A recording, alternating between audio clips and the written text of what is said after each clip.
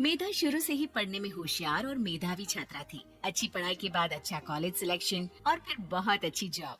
तूने तो मेरा नाम रोशन कर दिया मेधा। अरे लेकिन ये जो काम करने का तरीका है ना, इसे बदल ले।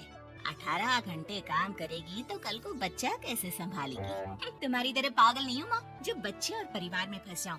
मैं तो जिंदगी खोल कर जीऊंगी। सब कहने की बात होती है बेटा, अपने बच्चे का सुख हर कोई चाहता है। वक्त बीतता है और मेधा की शादी हो जाती है।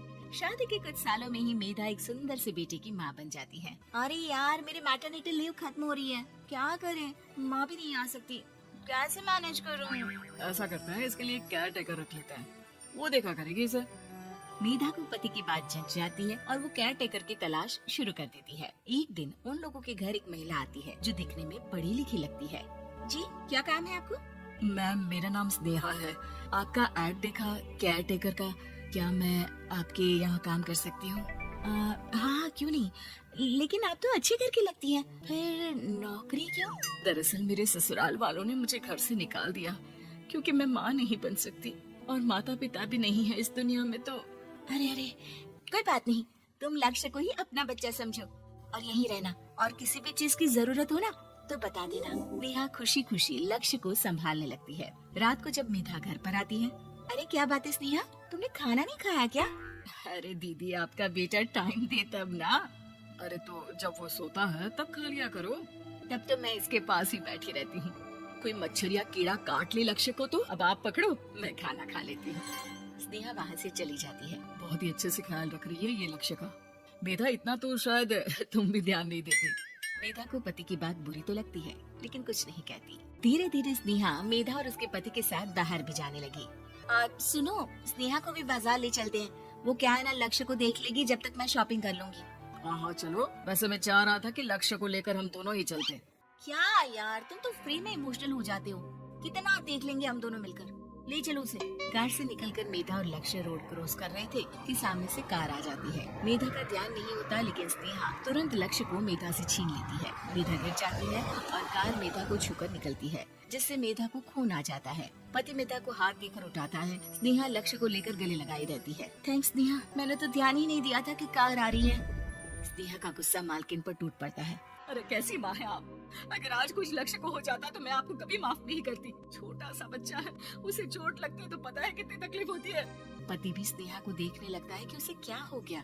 मेधा को स्नेहा पर काफी गुस्सा आ जाता है। घर आकर कहती है, देखो स्नेहा, माना तुम लक्ष्य को बहुत प्यार करती हो, लेकिन वो मेरा बेटा है, मैं कभी जानबूझकर उसके साथ बुरा नहीं कर सकती, समझी? मुझे माफ कर दीजिए, मैं लक्ष्य को लेकर कुछ ज्यादा ही सेंसिटिव हो चुकी हूँ। मैं ध्यान रखूंगी कि आगे से ऐसा ना हो। मेधा का मन स्नेहा से अब हटने लगा था। एक शाम मेधा ऑफिस से घर आती है कि लक्ष्य उसे दिखाई नहीं देता और ना ही स्नेहा। वो स्नेहा के कमरे में जाती है जहाँ दोनों सो रहे होते हैं। अरे स्नेहा, लक्ष्य को आज इस कमरे में क्यों सुला दिया? दीदी, मुझे नींद आ रही थी, ऐसे में उसे कमरे में अकेले लिटाना मुझे ठीक नहीं लगा। मेधा बच्चा उठाने लगती है कि स्नेहा टोक देती है। रहने दीजिए ना दीदी, सो रहा है, फालतू में नींद खराब हो जाएगी। मेधा को गुस्सा आ जाता है और वो बच्चा उठाकर वहाँ से चली जाती है। अगले दिन मेधा स्नेहा को बुलाती है, साथ में एक और लड़की खड़ी होती है।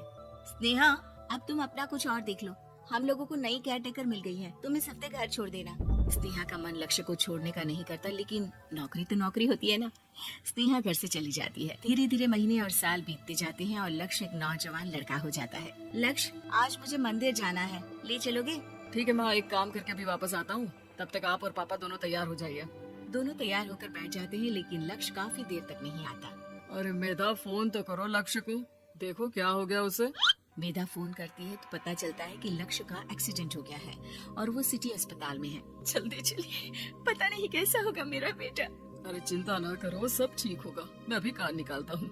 दोनों मियाँ बीवी अस्पताल पहुँचते हैं जहाँ वो लोग देखते हैं कि लक्ष्य बिस्तर पर पड़ा होता है। एक महिला इन्हें यहाँ लेकर आई है, वो वहाँ बैठी है, लेकिन फिलहाल तो आप लोगों को इनके लिए किडनी का प्रबंध करना होगा।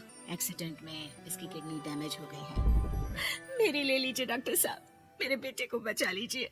नहीं नहीं, आप माँ हैं, आपकी नहीं ले सकते, पिता की भी नहीं। आप किसी रिलेटिव या दोस्त से पता कर लें और हाँ, थोड़ा जल्दी करें क्योंकि देर होने से मामला बिगड़ सकता है। मेधा बैठकर रोने लगती है कि वहाँ डॉक्टर आ जाते हैं। जिस औरत ने आपके बेटे को यहाँ भर्ती कराया था वो अपनी किडनी आपके बेटे को देना चाहती है। कौन है वो, कहाँ है वो? तभी वहाँ स्नेहा आ जाती है। स्नेहा तुम? मैं लक्ष्य को पहचान नहीं पाई थी, लेकिन आप लोगों को देखकर समझ गई कि ये लक्ष्य है, इसलिए वापस आ गई। मैं अपनी किडनी आपके बेटे को देना चाहती हूँ। मेरी अपनी तो कोई औलाद नहीं, लेकिन लक्ष्य में मैंने हमेशा अपना बच्चा देखा। तुम धन्य हो स्नेहा, जो इतने साल में भी लक्ष्य को भूल नहीं पाई। सही मामले में तो वो तुम्हारा ही बच्चा होगा, क्योंकि जन्म भले ही मैंने दिया हो, लेकिन आज तुम उसकी जिंदगी बचा रही हो।